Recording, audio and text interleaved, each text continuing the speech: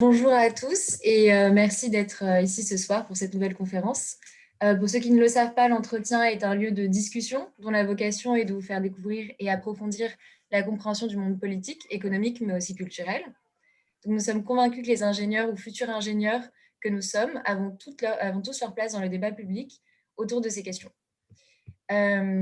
Aujourd'hui, nous avons l'immense plaisir d'accueillir Agnès Benassi-Kéré, chef économiste de la Direction générale du Trésor depuis l'été 2020. Agnès Benassi-Kéré, vous avez démarré votre carrière en tant que chercheuse, vous spécialisant dans les questions européennes et de la macroéconomie internationale. Vous avez d'ailleurs été lauréate du prix de meilleur jeune économiste de France en 2000 et vous êtes aujourd'hui professeur à l'Université Paris 1 Panthéon-Sorbonne et à l'École d'économie de Paris. En parallèle de votre carrière académique, vous avez été membre de nombreuses institutions d'évaluation et de conseil économique dans le domaine des politiques publiques. Vous avez ainsi dirigé le CEPI, le Centre de recherche et d'expertise français en économie internationale, dont les études contribuent au débat public et aux politiques économiques. De 2012 à 2018, vous prenez ensuite la tête du Conseil d'analyse économique, un comité d'économistes qui réalise de façon indépendante des analyses économiques pour le gouvernement. Et vous êtes par ailleurs membre du Haut Conseil de stabilité financière, du Conseil général de la Banque de France, du Cercle des économistes, et la liste est encore longue. En 2017, vous publiez avec Jean Tirole et Olivier Blanchard la note « L'économiste dans la cité », plaidant pour de meilleures interactions entre le monde académique et la sphère politique. Cette interaction, vous l'incarnez aujourd'hui en tant que chef économiste de la Direction générale du Trésor, poste pour lequel Bruno Le Maire vous a choisi. Vous arrivez donc à la tête de la Direction générale du Trésor, à peine quelques mois après le début de la pandémie, 6 mois après le départ de votre prédécesseur, à un moment où la crise avait déjà balayé beaucoup de nos certitudes. Aujourd'hui, nous cherchons à comprendre le rôle de la Direction générale du Trésor, le fonctionnement des politiques.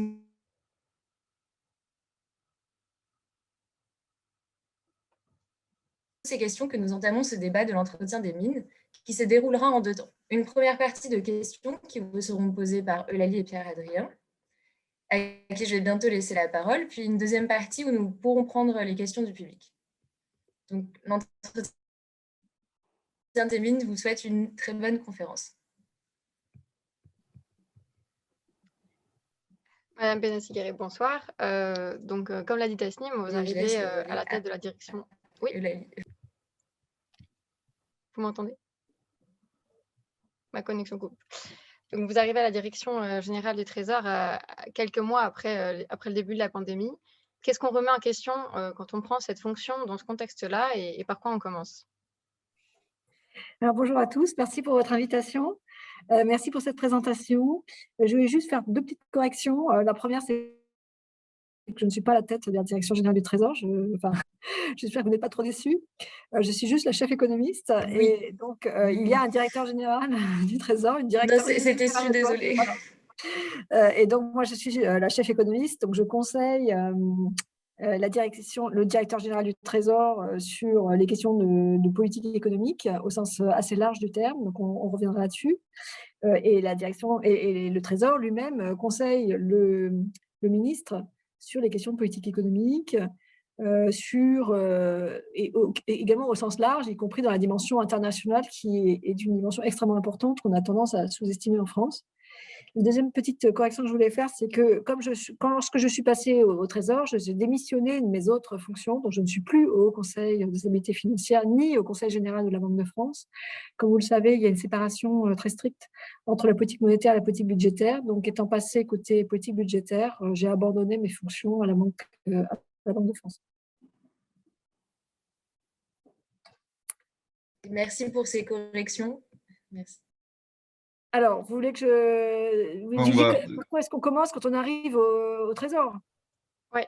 Donc, moi, c'était très, très simple, puisque je suis arrivée en plein travail de confection du plan de relance. Donc, ça a été le premier dossier lorsque je suis arrivée en juin. Je suis arrivée très récemment, hein, en juin de l'année dernière, et le plan de relance a été annoncé en septembre.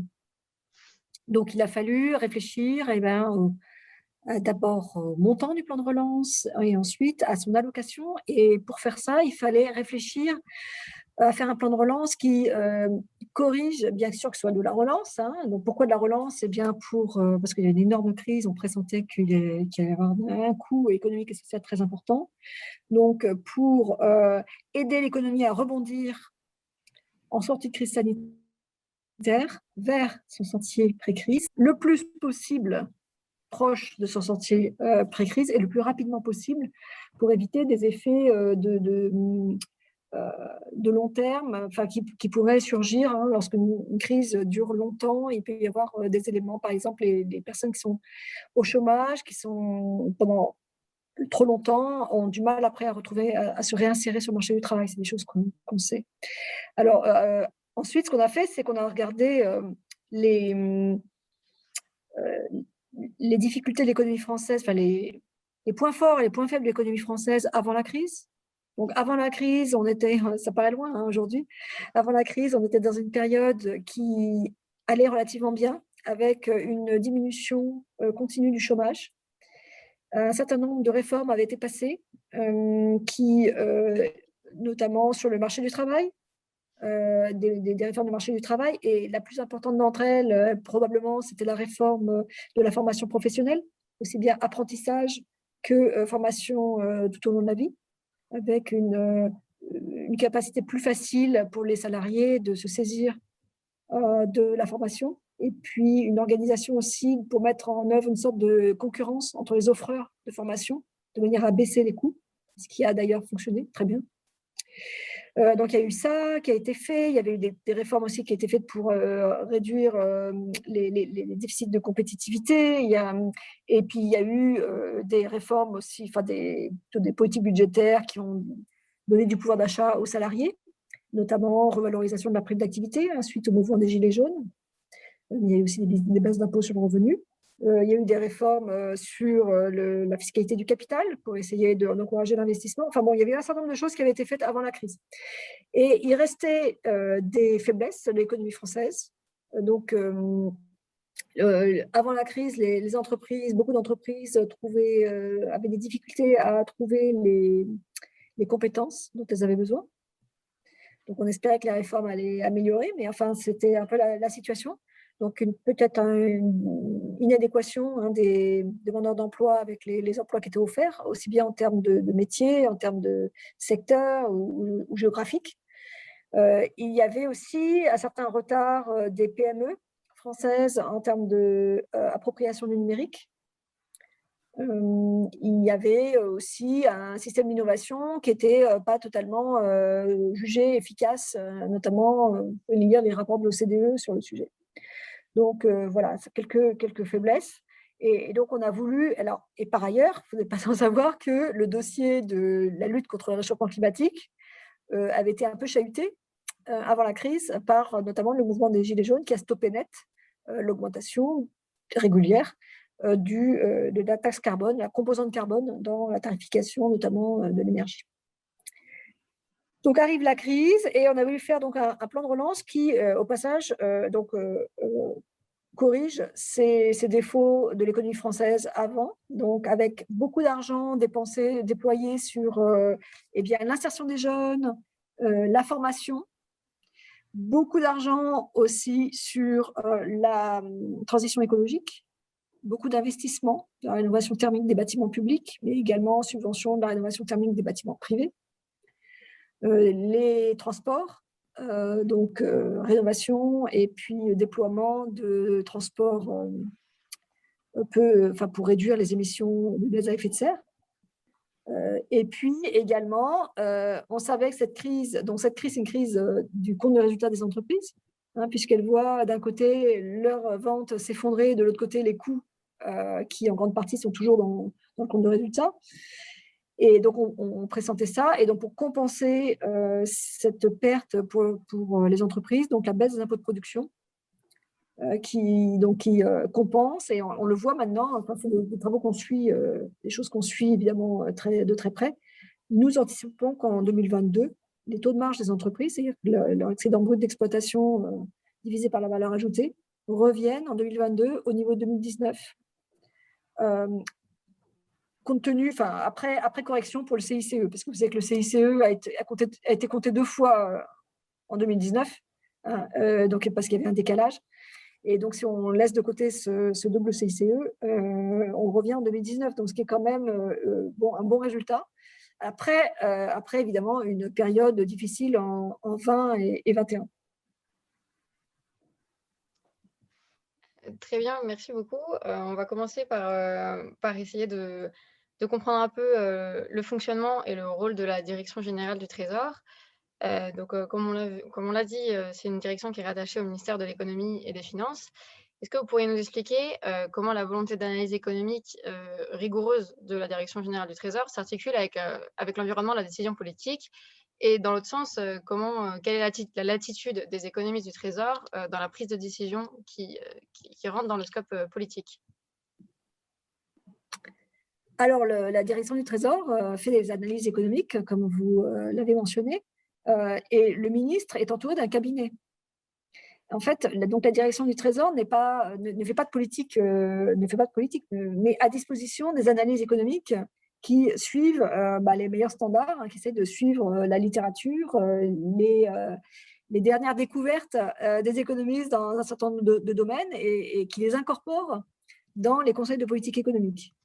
Donc il y a une effervescence absolument incroyable de la recherche économique et notamment depuis la crise Covid, c'est très très très vivant. Je ne sais pas si vous suivez un petit peu les débats. Il y a des endroits où on peut suivre. Par exemple, il y a une revue qui a été créée qui s'appelle Covid Economics, qui est publiée par le CEPR, qui est Center for European Policy Research.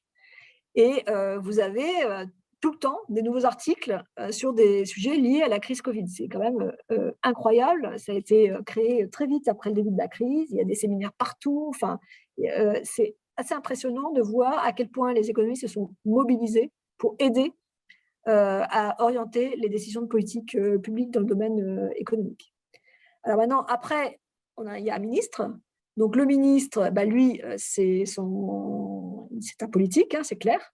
Donc, il reçoit les avis de la Direction générale du Trésor, il reçoit d'autres avis du ministère des Finances, puisqu'il y a aussi la Direction générale des entreprises, il y a aussi les finances publiques, il y a aussi le budget.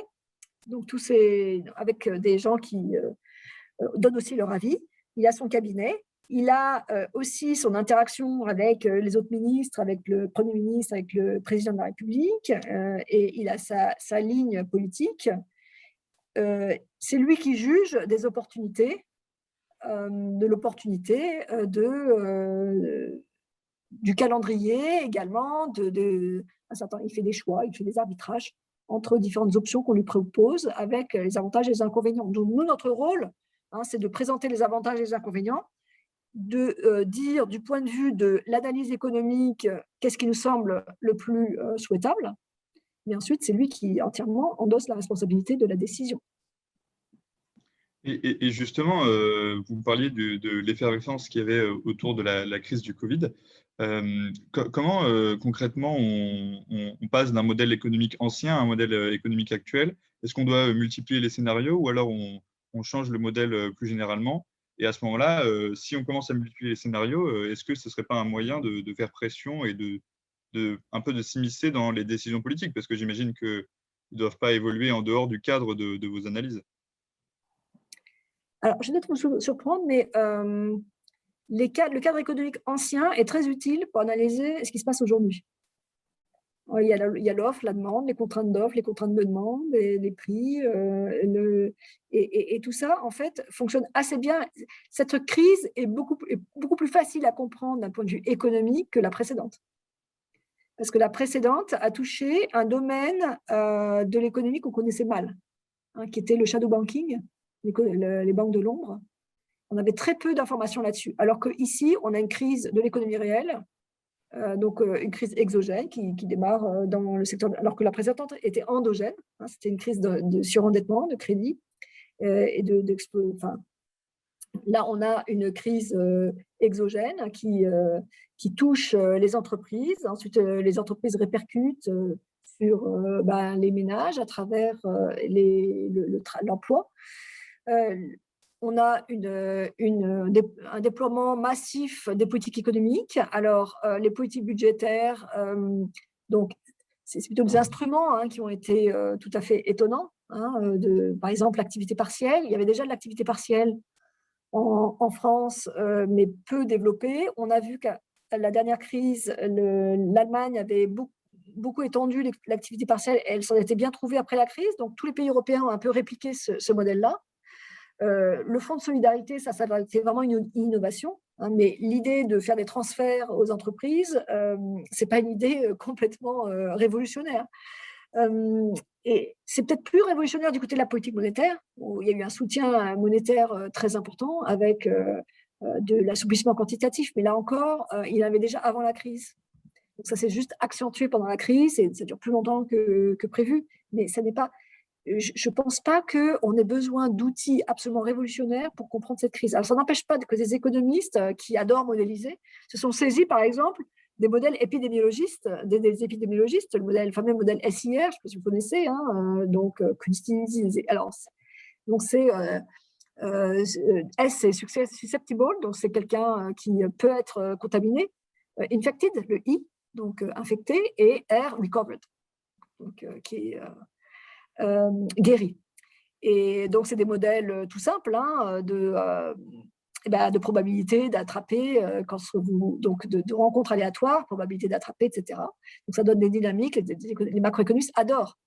Et donc, ils se sont jetés sur ces modèles et ils ont rajouté des éléments d'économie en rendant les paramètres endogènes, c'est-à-dire qu'ils réagissent par rapport à ce que rapporte d'aller travailler, mais on prend un risque néanmoins de soutien public et pour essayer d'apporter des conseils de politique économique au moment du confinement, de comment profiler les aides pendant le confinement, quelle durée du confinement, comment, etc. Bon, les économistes, comme vous le savez, aiment bien sortir un petit peu de leur domaine de compétences, ils aiment bien donner des conseils à tout le monde. Ça, c'est peut-être aussi une différence par rapport aux autres sciences sociales, où les économistes ont toujours dans la main une boîte à outils en disant voilà, où est la fuite, est-ce que je peux vous être utile.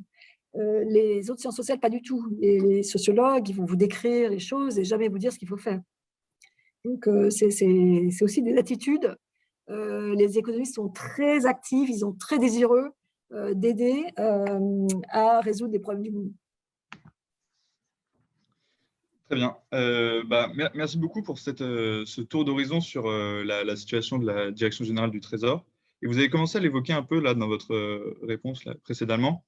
Est-ce qu'en revenant sur les bases de la construction des institutions monétaires européennes, vous pourriez nous présenter le mandat de la Banque centrale européenne et comment il a évolué en fait? Est-ce que l'esprit est resté le même, mais est-ce que surtout son cadre est adapté aux enjeux d'aujourd'hui, comme la crise du Covid qu'on a vécue aujourd'hui et peut-être demain la transition vers le développement durable? Alors, le mandat de la Banque centrale européenne, il est tout à fait clair. Son mandat, c'est la stabilité des prix. Donc, cette stabilité des prix, ce n'est pas une inflation zéro, parce que pour des raisons statistiques, en fait, quand l'inflation est à zéro, en réalité, elle est probablement négative.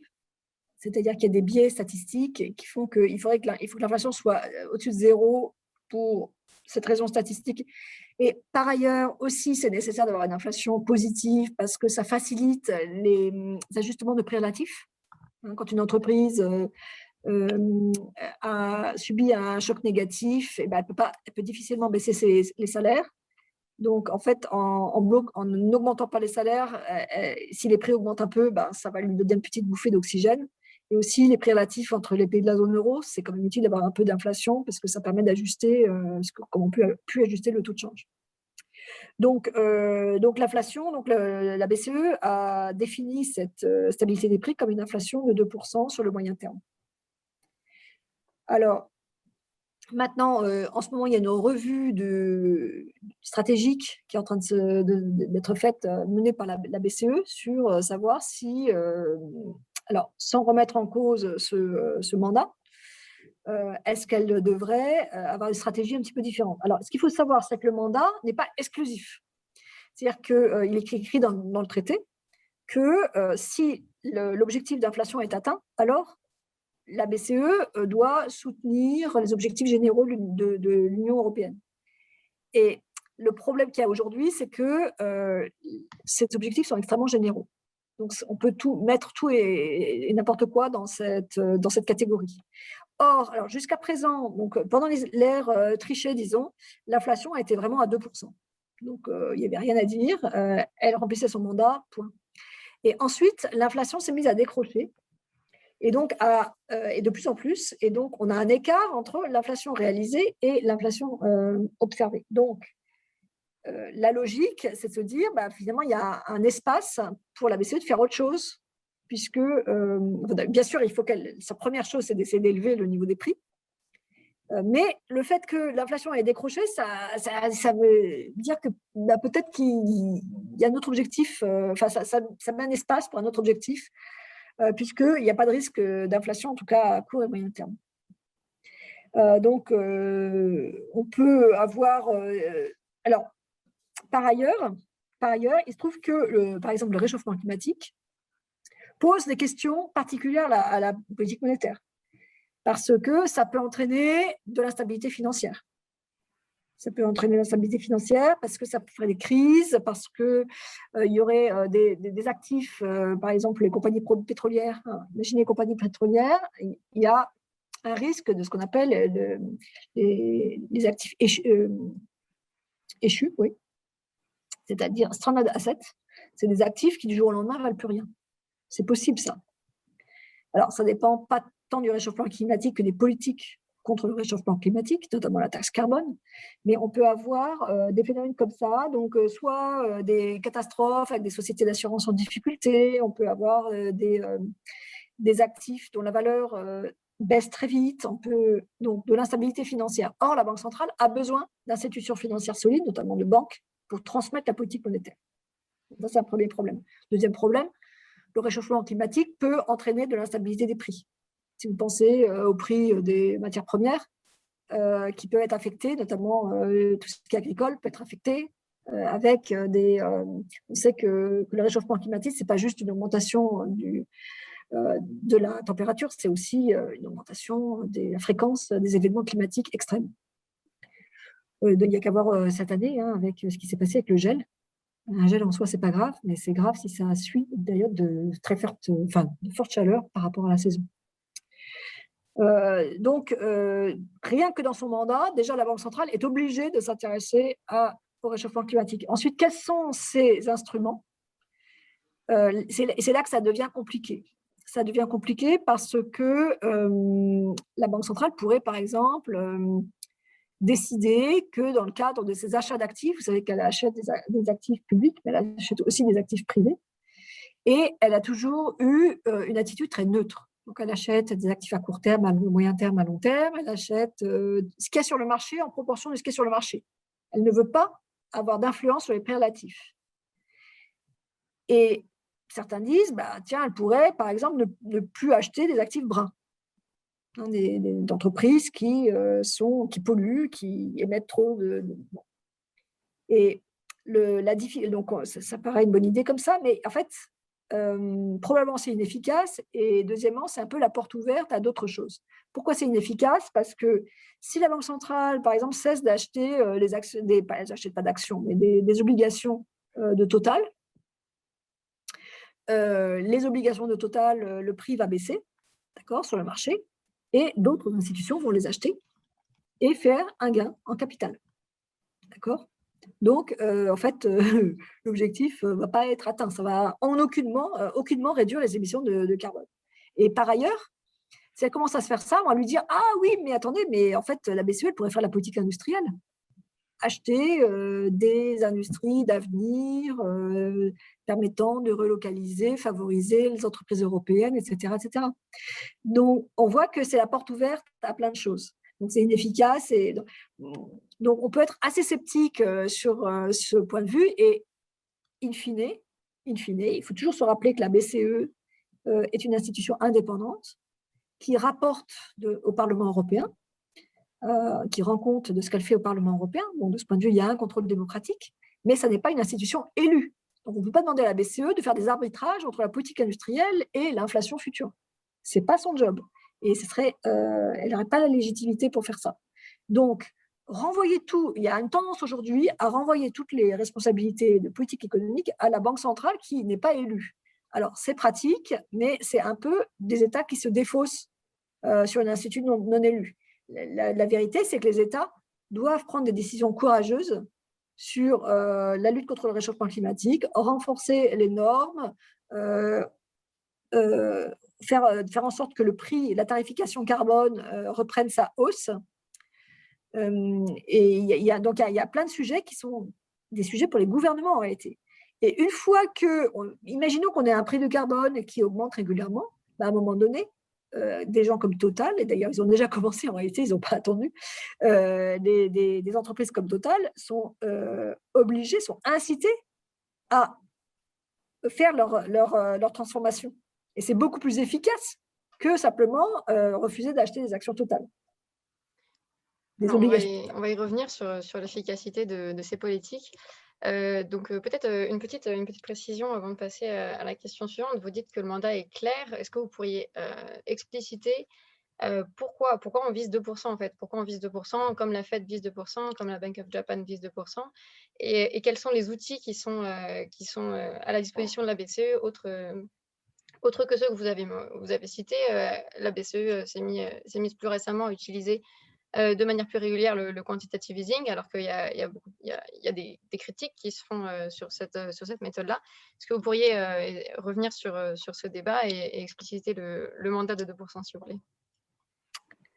Alors, d'abord 2%. Pourquoi 2%? Alors, effectivement, toutes les grandes banques centrales ont convergé sur 2%, ce qui paraît le chiffre magique. Il y a eu, il y a quelques années, une proposition d'Olivier Blanchard de monter à 4%, disant que ce serait mieux d'avoir 4%, on aurait plus de marge pour notamment faire le désendettement des entreprises, des ménages et des États. Et puis, ça faciliterait les ajustements de prix relatifs dont je vous parlais tout à l'heure. Si l'Allemagne est si la zone euro en moyenne est à 4%, peut-être que l'Allemagne peut être à 5%, et d'autres sont à 2%. Et ça fait un écart qui permet de rattraper les écarts de compétitivité sans que personne ne soit en déflation. Donc ça, c'est vraiment important. Alors, pourquoi on est resté à 2%? Parce que déjà, on n'arrive pas à atteindre 2%. Donc, annoncer que ce serait 4%, il y a un risque quand même que la Banque centrale soit non crédible. Donc déjà, essayons d'atteindre 2%. Alors, pourquoi pas 10%? Et pourquoi pas 0? Je vous ai dit pourquoi pas 0. Hein. Pourquoi pas 10%? Parce qu'on considère qu'une inflation à 2 chiffres, même quand on approche même 8%, enfin, il n'y a pas de seuil comme ça où je vous dirais au-dessus c'est mal, en dessous c'est bien. Mais quand on considère qu'une inflation relativement élevée comme ça va nuire à la croissance à long terme parce que ça oblige les entreprises à tenir compte de l'inflation. Ça réduit l'investissement parce qu'il y a de l'incertitude. En fait, quand l'inflation est plus élevée, les prix relatifs, donc par exemple le prix de vente de l'entreprise par rapport au prix d'achat de ses achats, ce prix relatif, il est instable. Et de cette instabilité pèse sur l'activité, sur l'investissement. Ça crée de l'incertitude. Et c'est pour ça qu'on n'aime pas trop avoir des taux d'inflation trop élevés à cause de ça. Et après aussi, alors ça c'est quelque chose qui reste assez mystérieux. Quand l'inflation augmente, à un moment donné, peut s'enclencher donc une indexation. Donc les salaires vont être indexés sur les prix, parce qu'évidemment, il faut que les ménages voient leur pouvoir d'achat protégé. Donc, on peut avoir au bout d'un moment une indexation qui se généralise, comme c'était le cas dans les années 70. Et à ce moment-là, les politiques publiques n'ont plus tellement d'impact. Quoi que vous fassiez, de toute façon, tout est automatiquement indexé et donc les politiques publiques n'ont plus beaucoup d'impact à ce moment-là. Donc, c'est assez dangereux pour cette raison-là. Et quand on monte encore dans les niveaux d'inflation, à un moment donné, et ça c'est mystérieux, on ne sait pas très bien, mais ça peut déraper. Et à ce moment-là, on se peut avoir de l'hyperinflation. C'est devenu assez rare, mais ça arrive encore. Le Venezuela, enfin il y a le Zimbabwe il n'y a pas très longtemps, il y a le Venezuela maintenant. Et on ne sait pas très bien pourquoi ça dérape à un moment donné, mais ce qu'on sait, c'est que c'est extrêmement difficile de revenir en arrière. Il y a le Liban, évidemment, c'est complètement dramatique. Donc voilà, il faut faire un petit peu attention avec ces choses-là. Alors, le quantitative easing, il a été critiqué. Alors, il est critiqué essentiellement parce qu'il peut... il assèche. Donc, le principe, c'est d'assécher le marché obligataire des actifs non risqués et de manière à pousser les investisseurs à acheter du risqué. et ainsi aplatir les courbes des taux et à distribuer le crédit un peu, faire l'économie réelle. Et ça a pour conséquence donc d'avoir des taux d'intérêt très bas pendant très longtemps. Alors, il y a plusieurs types de critiques. Il y a les critiques des pays où il y a beaucoup d'épargnants qui se plaignent du niveau très bas des taux d'intérêt. Il y a des critiques qui concernent le système bancaire et l'assurance. C'est sûr que pour l'assurance vie, c'est un problème parce que les rendements des assurés diminuent au cours du temps, et donc il y a des risques de décollecte, des risques. Voilà. Les gens, finalement, puisque tout est rémunéré à zéro, autant avoir son argent sous forme liquide. C'est pas zéro, mais c'est quand même des rendements qui sont très faibles. Et puis, vous savez que les banques n'aiment pas du tout l'aplatissement des courbes des taux, puisque les banques se financent à court terme pour prêter à long terme, et donc elles font leur profit par l'écart entre la rémunération de l'actif et le coût du passif. Alors, en réalité, les banques ont pas mal compensé cet aplatissement des marges, ce qu'on appelle les marges d'intermédiation. Elles ont pas mal compensé en augmentant leurs revenus de fees, de factures des services. Voilà. Et puis, elles ont fait des gros efforts aussi de baisse de coûts. Donc, elles ont réussi à survivre. Alors après, toujours, il faut faire attention quand on regarde ces critiques de quel est le contrefactuel. Un contrefactuel sans assouplissement monétaire, c'est quoi?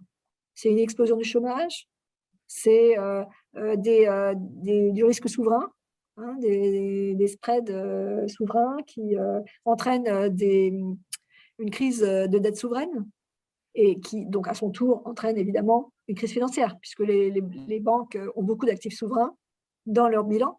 Donc, il faut faire toujours attention par rapport à quoi on compare. Par rapport à une situation où on a une belle croissance et pas de QI, c'est sûr.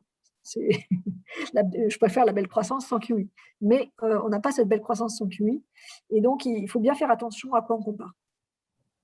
Mais si on ne sait pas à quoi on compare, on ne sait pas non plus que ça fonctionne pour une bonne raison. C'est une situation où… Il y a plein de travaux qui sont faits. Donc, le travail des économistes, c'est beaucoup ça. C'est construire un contrefactuel de manière à comparer à une situation comparable. Donc, il y a plusieurs méthodes, mais on utilise beaucoup des outils économétriques où on va repérer des discontinuités. Par exemple, on va regarder, selon l'exposition des banques au QI, leur comportement de distribution de crédit. On va regarder des choses comme ça, on va comparer des pays entre eux.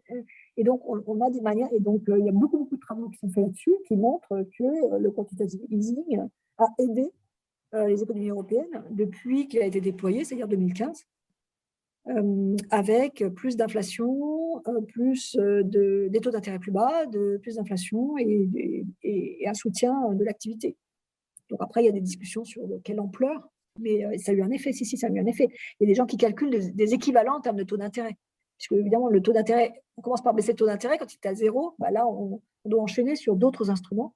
Et il y a des gens qui ont calculé des équivalents par rapport à une baisse de taux d'intérêt. Donc, ils disent qu'aujourd'hui, en fait, de facto, c'est comme si on était à taux d'intérêt fortement négatif. Et justement, sur l'ampleur que peut prendre le quantitative easing, si a priori on n'est pas amené à changer exactement de spectre, de situation économique, comment vous envisagez? Est-ce que c'est selon vous une solution miracle, ou est-ce qu'il faudrait envisager d'autres méthodes comme celles qui ont été proposées de la monnaie hélicoptère, qui serait de reverser directement l'argent et les liquidités aux agents de l'économie? Alors, je vais vous répondre sur l'hélicoptère, mais d'abord, quand même, vous me semblez très pessimiste. L'économie va repartir. Donc, les gens vont être vaccinés. On va pouvoir rouvrir les commerces qui sont fermés, ensuite les restaurants, les salles de spectacle, et l'économie va repartir. Il y a un scénario mauvais où il y a des variants qui viennent se substituer aux variants anglais pour lesquels on sera vacciné. Mais maintenant, avec les nouvelles techniques de vaccins, il est possible très vite de modifier les vaccins pour revacciner la population de manière à pouvoir continuer. Et par ailleurs, aujourd'hui, l'activité, la Banque de France l'a montré tout récemment, l'activité en France est à moins 7% par rapport au niveau de 2019. On n'est pas à moins 30% comme en avril dernier. Donc aussi, et dans l'industrie, on est revenu quasiment à la normale, sauf dans l'aéronautique, qui est très spécifique. Donc l'économie ne va pas rester comme ça. L'économie va rebondir. Mais le quantitative easing avait été utilisé avant la crise du Covid. Absolument. Absolument. Donc l'enjeu, c'est est-ce que l'inflation va repartir? Est-ce que l'inflation va repartir? Donc il y a plusieurs. Donc ça, c'est une question qui est très débattue. Alors le plan Biden aux États-Unis va nous aider parce qu'il est tellement gros que beaucoup de gens pensent que ça va au moins temporairement remonter le taux d'inflation. Ou alors, ça va entraîner une appréciation du dollar, donc une dépréciation de l'euro, ce qui va nous aider aussi à avoir plus d'inflation. Et après, c'est une question aussi de politique économique, pas seulement budgétaire, mais budgétaire entre autres, mais aussi de politique économique, d'avoir des politiques qui sont plus favorables à la demande. Donc, ça suppose de réfléchir effectivement à un ensemble de politiques, pas seulement en France, c'est pas que la France est plutôt, comme elle a un déficit extérieur, vous savez que le déficit commercial, c'est l'excès de demande par rapport à l'offre finalement.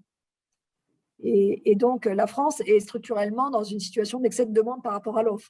C'est plutôt d'autres pays européens qui sont structurellement en excès d'offres et donc qui plombent un peu l'inflation en zone euro.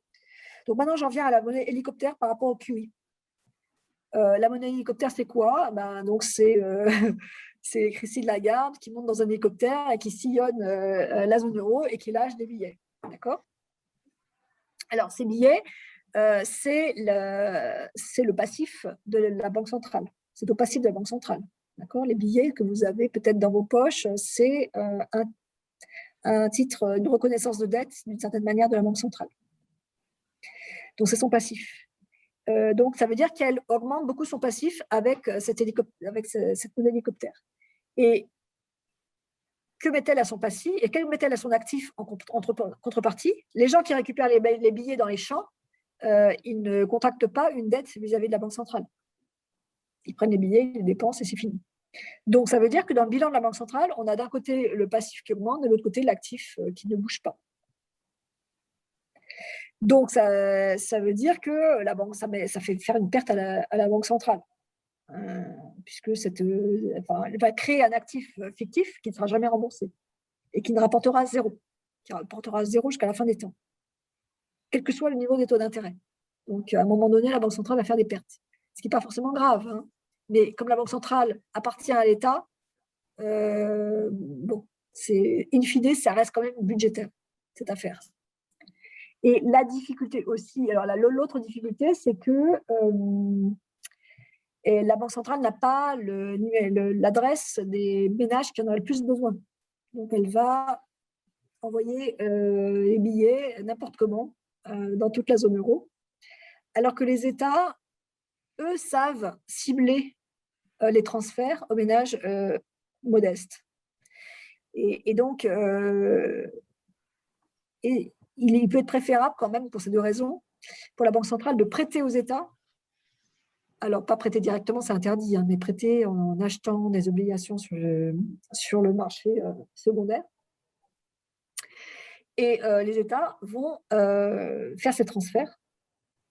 Et donc, la conséquence pour le bilan, c'est qu'il y a quelque chose à l'actif, ce sont des dettes publiques, avec alors un taux d'intérêt qui n'est pas forcément positif, mais en tout cas, une dette qui un jour pourra être revendue sur le marché ou remboursée par l'État, qui peut-être s'en notera de nouveau, mais auprès du marché, non plus auprès de la Banque centrale. Donc, quelque chose qui vaut quelque chose, qui a une valeur. C'est ça que je veux dire. Donc, elle met à son actif quelque chose qui a une valeur.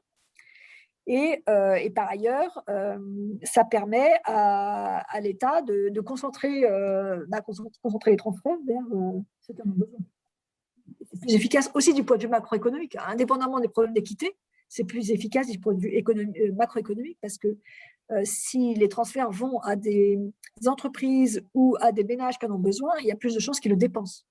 Et donc, ça relance la machine économique. Est-ce qu'on peut penser toutes ces politiques indépendamment du principe d'équité? Je réagis juste sur ce que vous venez de dire. Oui, alors la politique monétaire a forcément un impact sur la distribution des revenus. Quand la Banque centrale baisse son taux d'intérêt, elle prend de l'argent dans la poche des créanciers et elle le donne aux débiteurs. Puisque les actifs vont être moins bien rémunérés. Et par contre, pour les débiteurs, les gens qui ont besoin de s'endetter, ce sera moins cher. Donc, elle a forcément un impact redistributif, la Banque centrale. Après, il y a eu beaucoup de choses ont été dites sur le thème. Le quantitative easing, ça fait monter le prix des actifs. Et donc, ça enrichit les riches. Ce qui est vrai, c'est vrai, hein, quand le taux d'intérêt baisse, le prix des actifs monte. C'est mécanique. Mais cette montée cet enrichissement est temporaire, puisque quand le taux d'intérêt remontera, il y aura le mouvement inverse. Donc, ce n'est pas un enrichissement permanent. Et ce n'est pas un enrichissement non plus en termes de revenus, c'est de la richesse. Pas tout à fait la même chose. Et par ailleurs, encore une fois, il faut réfléchir au contrefactuel. Ne pas le faire, c'est mettre indirectement, c'est mettre beaucoup de personnes au chômage. Et donc, il y a des gens qui ont calculé un peu l'effet total et qui ont considéré que finalement, le quantitative easing, donc ces politiques non conventionnelles au sens large, avait un effet modéré, mais plutôt positif, c'est-à-dire plutôt de réduire les inégalités. Très bien. Je rappelle juste très rapidement à tout le monde que vous pouvez vous poser vos questions en bas et vous pouvez aussi voter pour les questions que les autres personnes ont posées, de manière à les faire remonter. Alors maintenant, on va quitter un peu le domaine de la politique monétaire et on va commencer à s'attaquer à la politique budgétaire. Et avant de passer à la question que tout le monde veut vous poser, on aimerait que vous reveniez un petit peu sur le débat sur le remboursement de la dette. Reposer les bases de ce débat, nous expliquer rapidement comment l'État français et les États européens gèrent cette dette, comment ils la remboursent, ce qu'on appelle rouler la dette et en particulier qui sont les créanciers de l'État et comment la composition de ces créanciers a évolué pendant la dernière décennie avec notamment l'arrivée de plus en plus importante de la BCE parmi ces créanciers. Je vous vois venir. Ça va. Alors, donc, l'État émet des titres de dette publique. Donc, il les émet par un processus d'enchères où des banques viennent proposer de les acheter. Et le taux d'intérêt résulte de ce processus d'enchères. C'est-à-dire que l'État va mettre sur le marché des nouvelles dettes, sur le marché primaire, et les institutions financières les achètent et l'État les vend aux institutions qui proposent des taux d'intérêt les plus bas. Et puis après, sert les banques en fonction de le taux d'intérêt qu'elles proposent et jusqu'à s'arrêter à un certain niveau qui correspond au taux d'intérêt du marché sur le marché secondaire. Donc, le marché primaire, c'est là où elle met la dette, les banques spécialistes de valeur du trésor, hein, qui sont peu nombreuses, c'est une sorte de grossistes de la dette publique, les achètent au marché primaire et ensuite vont les revendre à des clients qui peuvent être bancaires ou non bancaires. Et ensuite, ça part sur le marché secondaire. Donc, l'État émet cette dette qui a des différentes échéances. Alors, ça peut être 1 mois, 3 mois, 6 mois, 1 an, 15 ans, 50 ans. Et lorsque la dette vient à échéance, l'État doit rembourser. Donc, l'État déjà paye un coupon chaque année en fonction du taux d'intérêt. Et en plus, à la fin, doit rembourser ce qu'on appelle le principal. Donc, la question, c'est comment est-ce qu'il rembourse le principal ? Et, en général, l'essentiel du principal est remboursé en émettant une nouvelle dette. C'est ce qu'on appelle rouler la dette. Alors, néanmoins, l'État peut vouloir réduire son endettement. À ce moment-là, il ne va pas rembourser entièrement en empruntant de nouveau, mais aussi en levant des impôts, en utilisant une partie des recettes fiscales pour rembourser la dette. À ce moment-là, il émettra moins de dettes et le niveau de la dette baissera. D'accord ? Mais donc l'essentiel, et ça c'est important parce que l'État compte sur le marché pour pouvoir continuer ce système. Il faut que le marché réponde présent dans 3 mois, dans 6 mois, dans 1 an, dans 5 ans, dans 50 ans. Il faut qu'il soit toujours là pour rouler la dette, ce qui est un point important dans le débat. Et donc, alors, qui sont ces gens qui détiennent la dette? Donc, ce sont des investisseurs nationaux et étrangers, principalement, qui peuvent être des banques, qui peuvent être des assureurs, qui peuvent être des fonds d'investissement, des hedge funds, des fonds souverains étrangers, ça peut être des banques centrales étrangères, ça peut être toutes sortes d'investisseurs. Alors, quand on dit ça, ça paraît un peu désincarné. Mais derrière les assureurs vie français, il y a des épargnants français qui seraient probablement assez mécontents si on leur annonçait du jour au lendemain que leur épargne a disparu. Donc, il faut bien se mettre dans la tête que la finance n'est que l'intermédiaire entre des emprunteurs et des épargnants. Mais au fond, au bout de la chaîne, il y a quand même des entreprises et des ménages de l'économie réelle. Alors, ce qui s'est passé ces dernières années, c'est que les banques centrales ont acheté aussi, les banques centrales de la zone euro ont acheté des titres de dette de la zone euro. Donc, ce n'est pas simplement la banque centrale chinoise qui a acheté des titres de dette de la zone euro, hein, c'est aussi les banques centrales nationales qui en ont acheté beaucoup plus que normal.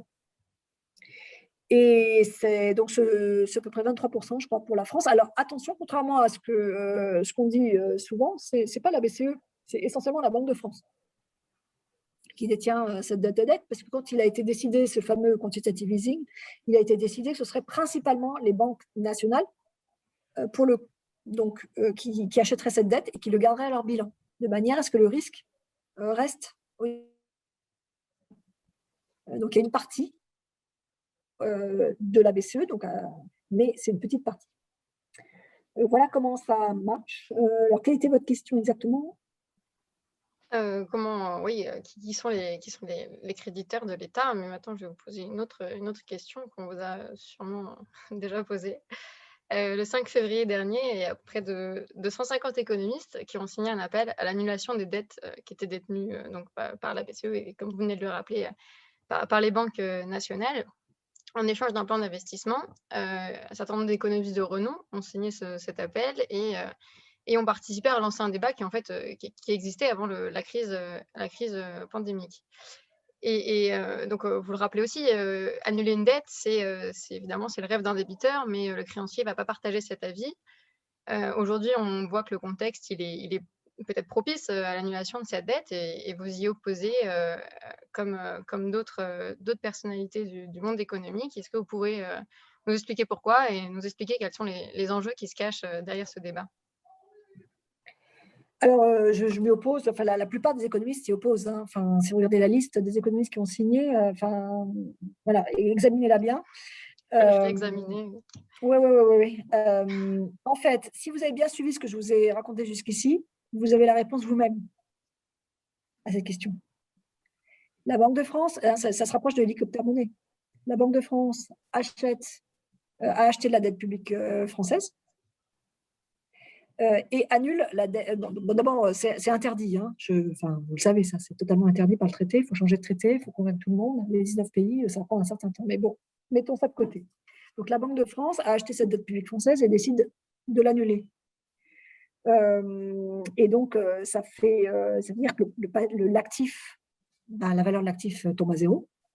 Et donc, ceci se retrouve en diminution des fonds propres de la Banque de France. Donc, les banques centrales, en général, elles sont très peu capitalisées. Donc, elles vont passer en fonds propres négatifs. Pas de problème, c'est déjà arrivé. Il y a des exemples du Chili, il y a quelques années, qui étaient en fonds propres négatifs. Et une banque centrale, comme elle est publique, elle ne va pas faire faillite.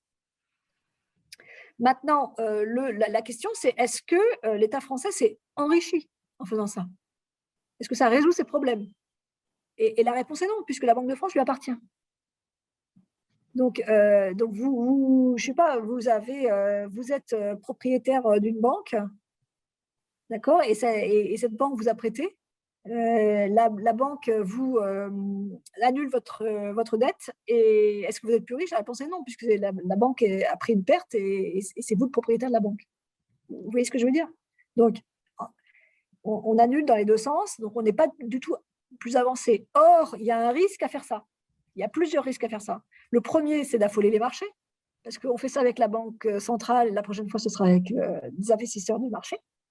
Donc, ça va se payer avec une hausse des taux d'intérêt dont on n'a vraiment pas besoin aujourd'hui.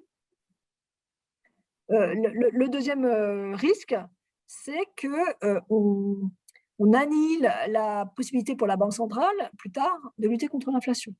Alors, l'inflation, ce n'est pas pour demain, ce n'est pas pour après-demain, mais peut-être ça va revenir. Et pourquoi ça?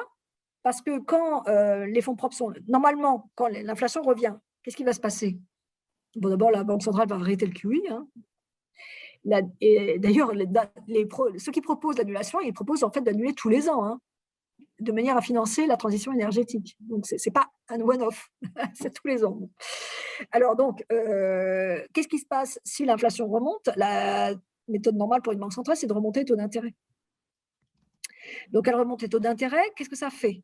Et au passif de la Banque centrale, il y a les comptes des banques commerciales. Toutes les banques commerciales ont un compte à la Banque centrale, c'est la base pour faire les paiements. Et aussi les réserves en liquide. Donc, et donc, ces réserves sont très importantes. Donc, la Banque centrale a monté le taux d'intérêt qu'elle paye aux banques. Donc, actuellement, ce taux d'intérêt est négatif, donc ça nous perturbe un peu. Mais un jour, il va redevenir positif. Donc, il faut dire que la Banque centrale paye ses déposants, puisque la Banque centrale est la banque des banques, donc ces déposants sont elles-mêmes des banques, et donc elle leur paye un intérêt. Alors, où va-t-elle chercher l'argent pour payer l'intérêt? Et bien, normalement, elle le cherche dans son actif. Il y a un rendement. Et donc, elle prend le rendement de l'actif et elle le verse au passif, et d'ailleurs, elle fait un profit au passage en général. Et là, comme il n'y a plus d'actifs, il faut qu'elle le cherche ailleurs. Donc, on nous dit, pas de problème, elle va créer la monnaie, puisqu'elle est la Banque centrale. Donc, elle va écrire que le BNP a reçu les intérêts. Elle va le mettre dans le compte de la BNP. Donc, elle peut faire ça, en effet, elle peut faire ça. Mais rappelez-vous, pourquoi est-ce qu'elle voulait monter les taux d'intérêt?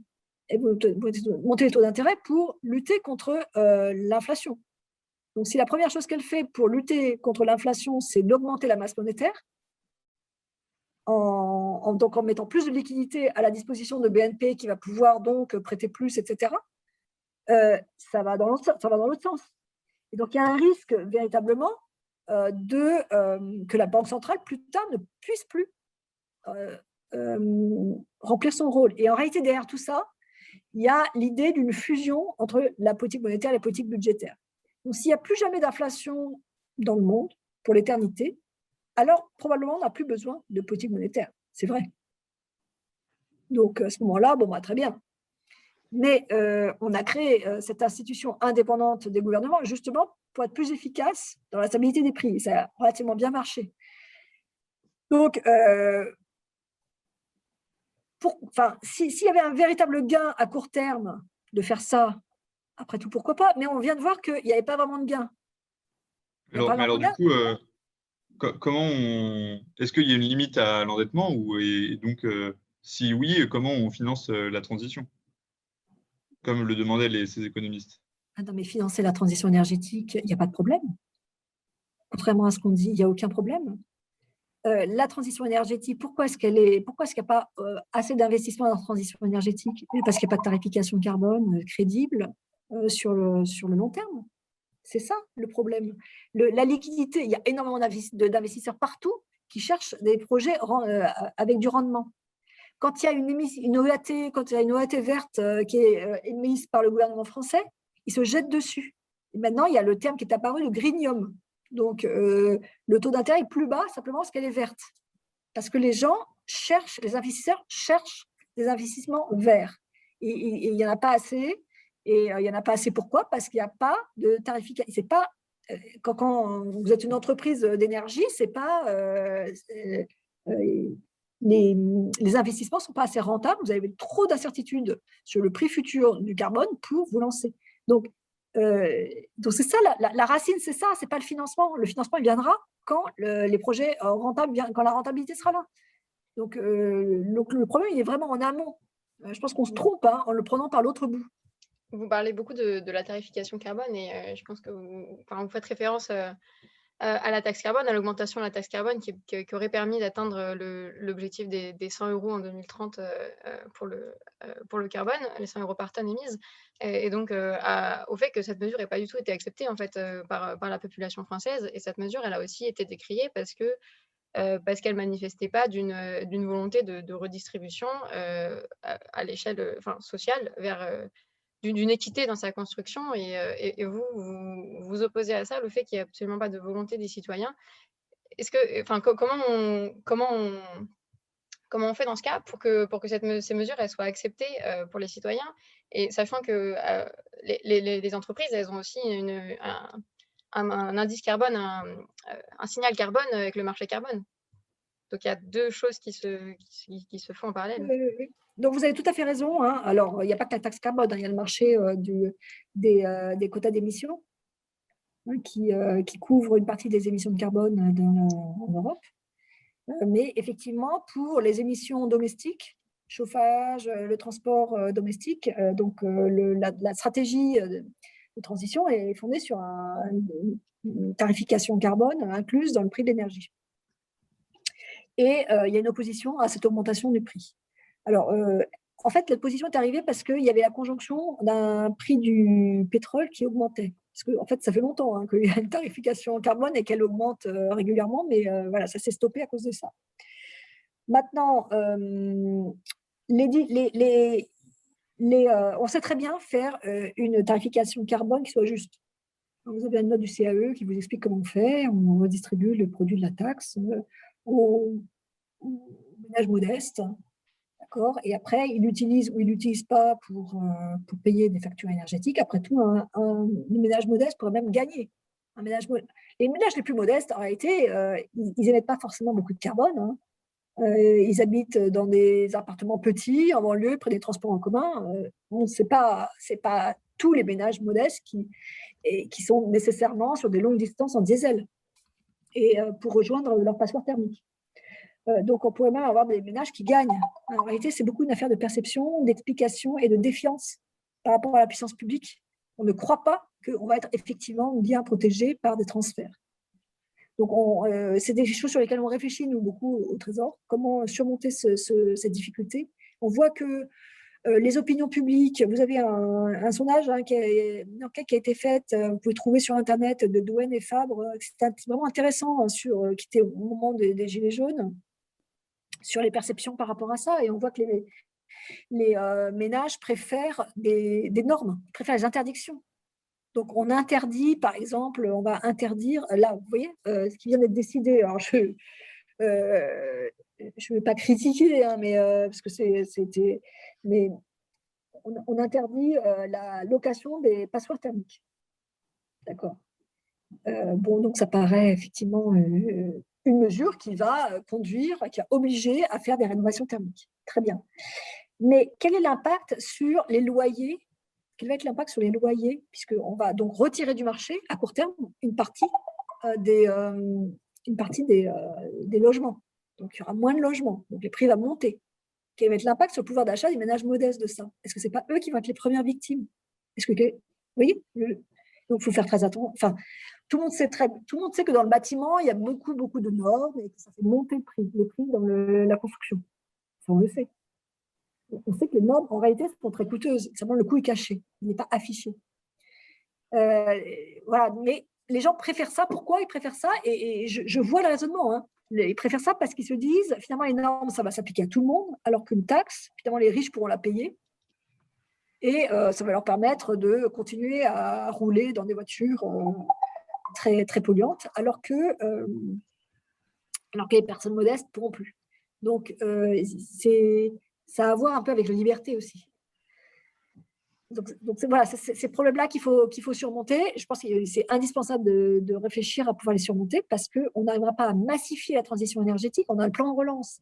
Ça va être important. Le plan de relance, avec la rénovation des bâtiments thermiques, la prime rénov'. Donc, il y a beaucoup d'argent qui va être déployé pour amorcer cette transition. Mais c'est forcément petit par rapport à la masse des bâtiments à rénover par rapport à la masse, des voitures à changer, etc. Donc pour massifier ça, on a soit l'interdiction avec les problèmes que ça pose, hein, des problèmes et de coûts cachés qui peuvent éventuellement être beaucoup plus élevés que ce qu'aurait été la taxe carbone. Ou alors, on a la tarification carbone et effectivement, il faut absolument réfléchir à comment on arrive à convaincre la population qu'elle ne va pas être la victime de ça. Et donc, il faut qu'une transition relativement longue, il faut surmonter le problème de la défiance. Alors là, les sciences sociales ont sans doute des choses à dire, hein. Par exemple, on vous dit qu'il faut arriver à convaincre des communautés. D'une certaine manière, les Gilets jaunes, c'est une communauté. Ils ont reconstitué des communautés. Mais il y a d'autres communautés. Et donc, voilà, travailler beaucoup au niveau local, au niveau des groupes humains qui se contaminent au bon sens du terme, cette fois-ci, les uns les autres. Très bien. Si on essaye de résumer un peu tout ce qu'on vient de se dire, pardon. Au lieu d'annuler la dette, comme certains économistes le préconisent, il vaut mieux continuer à s'endetter pour financer la transition et la relance après la crise, la pandémie. Et une fois qu'on s'est endetté, il faut aussi en parallèle avoir des signaux sur le prix du carbone et mettre des réformes qui vont changer ce prix du carbone pour les personnes. Mais en même temps, ces réformes, il faut les faire accepter. Finalement, vous reprenez à la sociologie, là, vous refaites le lien entre les modèles économiques dont vous parliez au début et dont vous nous avez dit, les économistes, ils ont une boîte à outils, les sociologues, ils ne font que poser des questions. Mais finalement, on a un peu besoin de deux. Non, pas poser des questions, je n'ai pas dit ça. Hein. Décrire la réalité, ce qui est un énorme travail. Ce que je dis, c'est que les économistes sont normatifs. Ils disent, on va essayer d'améliorer. Ils ont une démarche un peu de médecin, alors que les sociologues, pas trop. En fait, si vous lisez les écrits des sociologues, pas trop. Ils ne cherchent pas à modifier quoi que ce soit. Effectivement, je pense qu'on va laisser, on a déjà pris pas mal de temps, Pierre et moi, on va laisser le public poser ses questions. Alors, donc on va commencer par la question de Vincent. Vincent, normalement, on va te laisser la parole. Merci beaucoup pour votre présentation. J'avais une petite question concernant la dissociation entre les marchés financiers et l'économie réelle depuis le début de la crise Covid. Depuis 2020, depuis mars 2020, on a plus 80% par exemple pour le S&P 500. Et je voulais savoir ce que pensaient les économistes de cette décorrélation, s'il s'agissait d'une pure bulle spéculative et si cela avait des dangers. Je vous remercie. Merci, madame.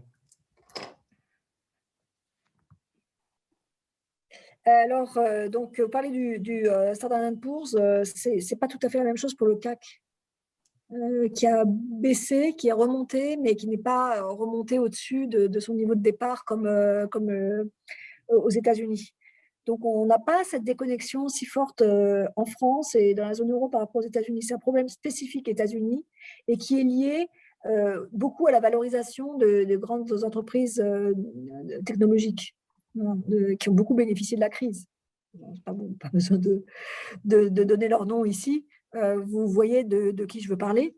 Et donc, on a quelques entreprises dont, effectivement, la valeur a augmenté de manière exceptionnelle et il y a des risques de survalorisation, effectivement, notamment aux États-Unis.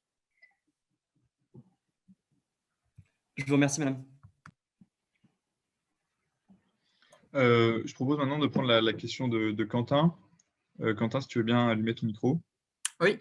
Bonsoir, merci beaucoup pour votre présence et pour cette interview. Donc moi j'avais une question sur la séparation entre le politique et la banque centrale, donc ce qui est pratiqué en Europe, mais ce qui n'est pas pratiqué de manière, disons, aussi intense dans les autres pays qui vont potentiellement utiliser le pouvoir d'émission de monnaie pour se financer eux-mêmes.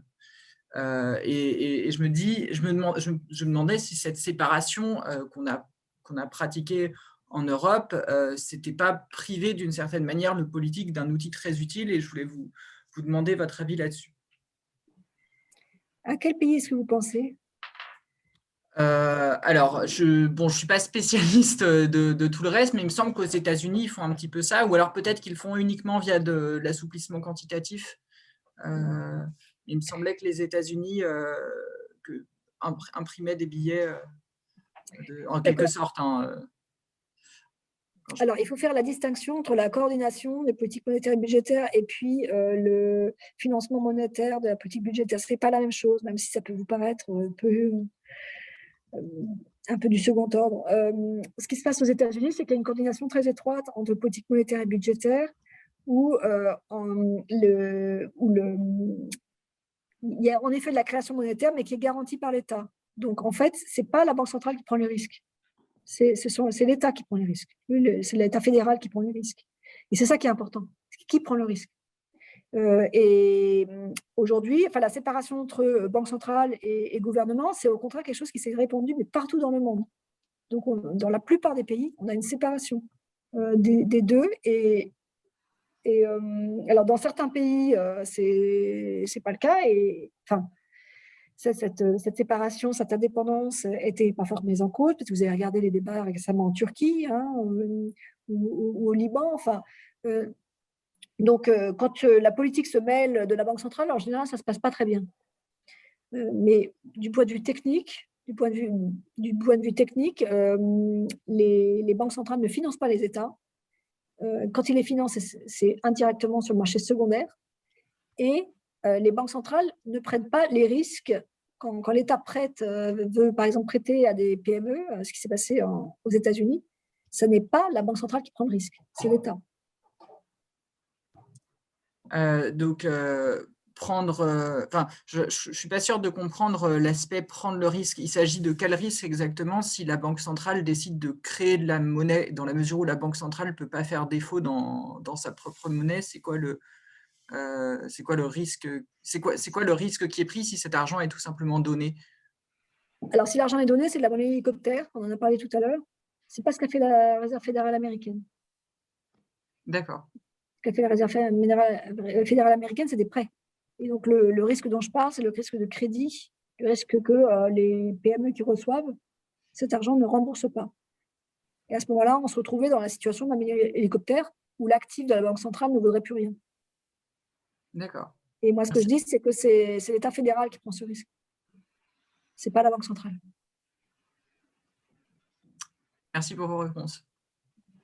Alors, on va passer à la question suivante. Il me semble que Clément a quitté le Zoom, donc on va poser sa question à sa place, parce que ça a intéressé quand même pas mal de monde. Qu'est-ce que vous pensez des crypto-monnaies? On voit clairement l'engouement financier vers ces monnaies. Comment des instituts économiques comme le vôtre voient cet engouement des marchés financiers et quel impact il aura? D'après vous, est-ce que ça peut être, au final, ça peut représenter quelque chose économiquement? Alors, en effet, les crypto-monnaies, la valorisation des crypto-monnaies augmente beaucoup de toute façon, tous les actifs qui peuvent jouer un rôle spéculatif sont très tentants quand ils sont nuls, et donc les gens cherchent du rendement. Alors, les crypto-monnaies, il y en a de toutes sortes. Il y a les monnaies privées, puis les tentatives de monnaie numérique banque centrale. Donc, si on peut parler par exemple du Bitcoin, qui est une crypto-monnaie qui existe, en réalité, cette crypto-monnaie, elle a sa valeur fondamentale. Réfléchis à quelle est sa valeur fondamentale. Donc, sa valeur fondamentale, c'est essentiellement, d'une certaine manière, ça va être l'économie souterraine. Pourquoi? Parce que vous ne pouvez jamais... Donc, elle n'a pas de pouvoir libératoire. Vous ne pouvez pas payer vos impôts avec du Bitcoin. D'accord? Et l'intérêt du Bitcoin, c'est essentiellement, donc des crypto-monnaies en général, c'est de pouvoir faire des transactions de manière anonyme. Donc, ça intéresse beaucoup l'économie souterraine. Maintenant, je crois que le fondateur, le créateur du Bitcoin avait prévu que le montant total du Bitcoin était fini. Et donc, quand on dit ça, ça se rapproche de l'or. C'est-à-dire que l'or, le stock d'or dans le monde est fini. Et donc, au bout d'un moment, ça devient un actif purement spéculatif. Ce n'est pas comme une banque centrale qui crée de la monnaie et la quantité de monnaie dépend. Elle va régler la quantité de monnaie en fonction des besoins de l'économie. Bitcoin, pas du tout. Donc, ça va être un automate. C'est un automate. C'est des automates qui les créent. Et puis, il y a un plafond. Et donc, ça, c'est les recettes pour faire de la spéculation. Et entre le Bitcoin et l'or, moi, je préfère l'or, parce que s'il ne vaut plus rien un jour, je peux me faire un collier, alors que le Bitcoin, j'aurais du mal. Donc, je pense que ces monnaies-là… Alors, après, il y a d'autres choses qui ont été proposées, et notamment les stablecoins, donc les monnaies qui sont privées, mais qui sont adossées à des monnaies officielles.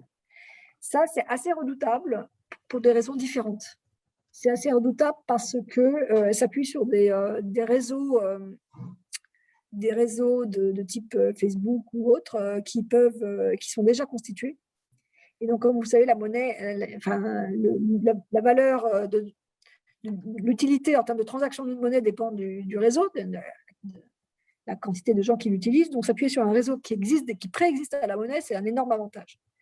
Alors, pourquoi et le fait que ce soit stable par rapport à dollar, euro ou autre, c'est un avantage aussi.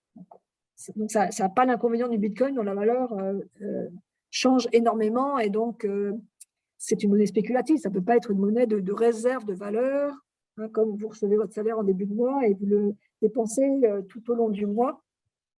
Enfin, plutôt, vous recevez le salaire à la fin du mois et vous dépensez le mois suivant. Et donc, vous avez besoin que la valeur soit stable, sinon vous allez devoir faire comme font les gens dans les pays où il y a l'hyperinflation, où ils sont très incertains sur la valeur de la monnaie, ils consomment le lendemain du jour où ils reçoivent leur salaire. Ils consomment tout, puis ils stockent jusqu'au salaire suivant. Donc, pour que la monnaie soit utilisée comme ça, comme réserve de valeur pour les transactions à court terme, il faut qu'elle soit relativement stable.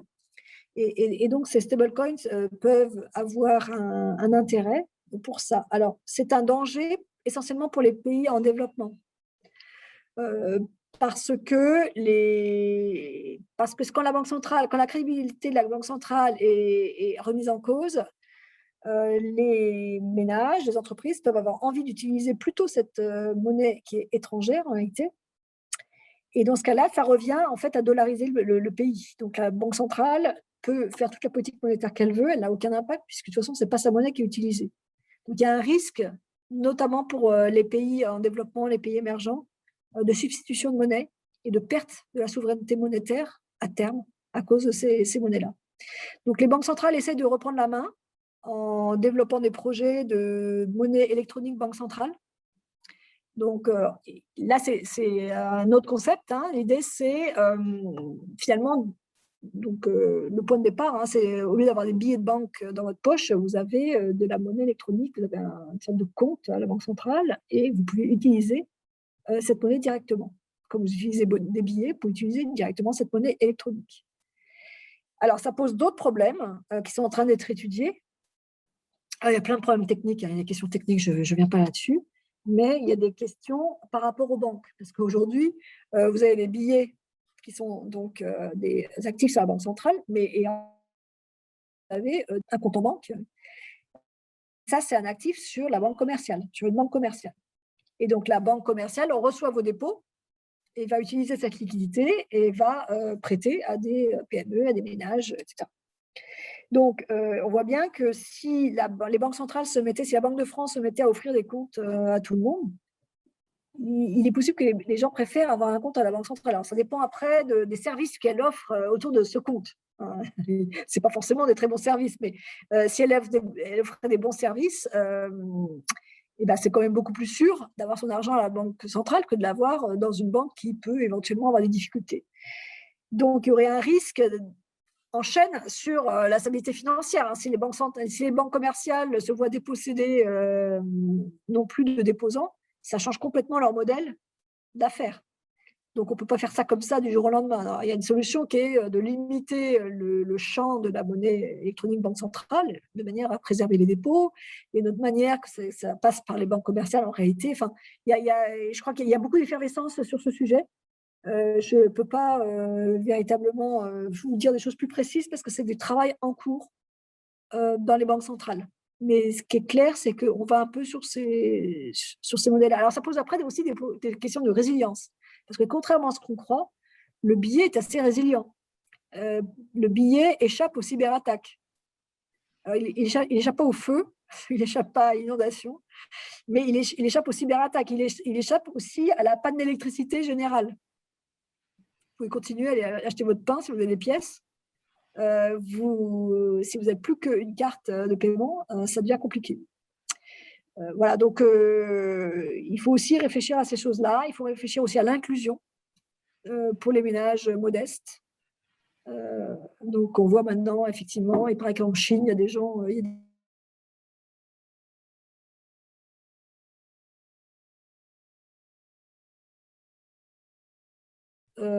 par rapport aux ménages modestes, aux personnes qui sont exclues.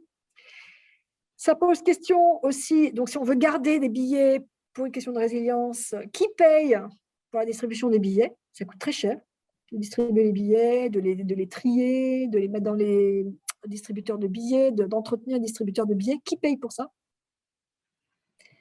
Donc, si on fait payer uniquement les ménages modestes qui se servent des billets, on voit bien que ça ne marche pas. Si l'État prend ça à sa charge, donc on pourrait penser que l'État prenne ça à sa charge, mais bon, ça fait une charge de plus. Vous avez dit tout à l'heure, l'idéal, c'est qu'on continue à s'endetter. Il y a quand même une limite. La dette n'a cessé d'augmenter en France depuis des décennies. Donc, il y a un sujet quand même. Probablement, il ne faut pas revenir à zéro, mais il y a quand même un sujet. Voilà, donc c'est toutes sortes de questions qui sont posées en ce moment. Merci beaucoup pour votre réponse. Je propose de passer à la question suivante, qui est une question qu'on n'a pas eu le temps de traiter ce soir, mais qu'on s'est beaucoup posée au moment de préparer cette conférence. C'est celle de Monsieur Éric Laclave. Donc, monsieur, si vous voulez bien poser votre question. Oui, vous m'entendez? Oui, très bien. Oui, ok. Oui, donc merci beaucoup pour cette conférence. Je me demandais, vous avez parlé à plusieurs reprises de sciences sociales en parlant de l'économie. Et donc, j'imagine par rapport en opposition aux sciences dures, et on voit bien que dans le débat économique, il n'y a pas une réponse, une vérité universelle et qu'il y a plusieurs courants de pensée. Et je me demandais dans quelle mesure, à la DG Trésor, ces différents courants de pensée arrivaient à irriguer les débats que vous pouviez avoir au sein de la DG Trésor. Alors, bon, j'ai un peu de mal à vous répondre parce que, en réalité, l'économie, enfin, il y a des courants de pensée, certes, mais il y a quand même un langage commun. Et donc, si la question c'est est-ce que le Trésor utilise le langage commun des économistes, la réponse est oui. Donc après, si vous dites ce langage commun, c'est le langage des néolibéraux, moi je dis non. C'est-à-dire quand on regarde la recherche académique, on voit que des gens extrêmement différents, prenez quelqu'un comme Stiglitz ou Audric, des gens comme ça, avec des pensées véritablement très originales, qu'on pourrait dire hétérodoxes, en réalité utilisent le langage commun et sont parfaitement incorporés dans je ne dirais pas la pensée, mais disons, la manière de réfléchir au Trésor.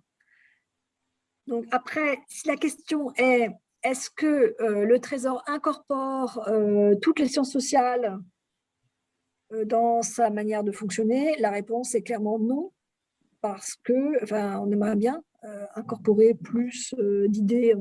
Occasionnellement, on le fait, mais c'est extrêmement difficile d'embrasser toutes les sciences sociales, et puis surtout sur des sujets qui sont souvent des sujets extrêmement pointus. Quand on réfléchit à la nouvelle norme de Bâle III, quand on réfléchit à telle modification de la fiscalité dans l'immobilier, enfin, c'est très souvent des sujets en fait, qui n'appellent pas véritablement à une pensée hétérodoxe au sens, enfin, je ne sais pas comment, c'est pas très bien défini hétérodoxe, c'est ce qui sort du cadre. Moi, je dirais, je fais quand même une frontière entre ce qui est une pensée originale mais qui reste quand même dans le langage des économistes, et ce qui est une pensée hors du langage des économistes. Et à ce moment-là, soit c'est dans une autre science sociale, on a envie d'écouter, on n'a pas forcément le temps. Et soit ce n'est pas dans une autre science sociale, alors là, occasionnellement, on peut la capturer, mais c'est vraiment beaucoup plus difficile. Alors après, il y a des gens qui sont opposés par principe à l'idée, par exemple, de valider, d'utiliser que des raisonnements économiques qui ont été validés par des méthodes empiriques éprouvées, économétriques, d'expériences naturelles et là, nous, on ne peut pas faire de concession. C'est-à-dire qu'on est obligé de s'appuyer sur des théories économiques qui ont été validées, qui ont été des quantifications. On ne peut pas comme ça s'appuyer sur des intuitions. Ce n'est pas possible. Parce que là, on est en train de mettre en jeu l'épargne des ménages, les résultats des entreprises. C'est des sujets sérieux. On ne peut pas comme ça juste sur l'intuition, prendre des décisions de politique économique qui ont des conséquences majeures. Voilà, donc c'est un peu une réponse mi-figue, mi-raisin que je vous fais. Je ne sais pas si elle vous satisfait. Mi-figue, mi-raisin. Non, mais je me posais la question, par exemple, sur les… j'ai cru comprendre qu'entre ce qu'on appelle hétérodoxe et orthodoxe, par exemple, il y avait des grosses différences dans les modèles qui pouvaient être utilisés, notamment sur le rôle de la monnaie. Les orthodoxes pouvons les considérer comme le rôle de la monnaie comme neutre, les hétérodoxes essayant d'incorporer un rôle non neutre de la monnaie. Donc, je me demandais… sans être un spécialiste, si c'était des choses que vous essayez de prendre en compte, et sur le fait d'utiliser des choses validées expérimentalement, par exemple, je me pose la question sur l'inflation et le rôle des banques centrales vis-à-vis de l'inflation. J'ai l'impression que justement, ce qu'on voit expérimentalement maintenant, c'est que les banques centrales ont du mal, le lien entre l'activité des banques centrales et l'inflation est de plus en plus distendu, je dirais. Et du coup, comment vous arrivez à rester sur ces théories-là, alors qu'expérimentalement, on voit qu'il y a un décrochage en ce moment? Bon, alors d'abord, on n'est pas la Banque centrale, on est au Trésor. Donc, alors, je suis très étonnée de ce que vous dites, la monnaie neutre. Personne ne pense que la monnaie est neutre. Donc, les plus orthodoxes des orthodoxes pensent que la monnaie n'est pas neutre. Donc, je suis un peu étonnée. Moi, très franchement, moi, si je reçois des documents avec une pensée véritablement nouvelle, je me jette dessus. Mais je me jette dessus à condition que ce soit quelque chose de, disons, bien documenté, avec des données et convaincant, avec des relations de cause à effet où on utilise les bases de données existantes, etc. etc. Je suis assez… donc, j'ai presque le réflexe inverse, d'être attiré. Je suis attirée par des choses qui sont véritablement différentes. Mais il faut que ça tienne la route, quoi. Il faut que ce soit rigoureux au sens à la fois de la modélisation et de la confrontation aux données, aux faits. Ça peut être une expérimentation, mais il faut que ce soit rigoureux, sinon on peut pas mettre tout sur le même plan, c'est pas possible. Donc voilà, si vous avez des documents qui vous paraissent remplir ce cahier des charges, moi je les lirai avec plaisir. Vous avez dit, Agnès Benassi-Kiri, plutôt que les modèles économiques que vous utilisiez, ils étaient relativement stables et qu'en fait, les outils qui avaient été mis en place dans un cadre assez libéral, en fait, il y a quelques décennies, ils étaient encore utilisés. Mais par exemple, pour prendre un autre aspect de la question qui vient d'être posée, les variables climatiques n'étaient à l'époque que très peu intégrées. Depuis, il y a des économistes qui ont un travail, je pense que vous considérez aussi comme très reconnu, qui les ont intégrés. Est-ce que du coup, dans votre travail au Trésor, c'est aussi la modélisation climatique et l'impact du changement climatique, la diminution des ressources, l'impact sur la biodiversité, etc. C'est des choses que vous intégrez aussi dans votre travail au Trésor? Oui, absolument. Absolument. C'est étonnant que vous parliez du cadre libéral, parce que les outils auxquels je fais référence, c'est des outils keynésiens. C'est beaucoup plus vieux que ce que vous dites. Ça. Et donc, ce que je veux dire, c'est qu'on utilise encore aujourd'hui le modèle de base keynésien en économie ouverte, qui date des années 60.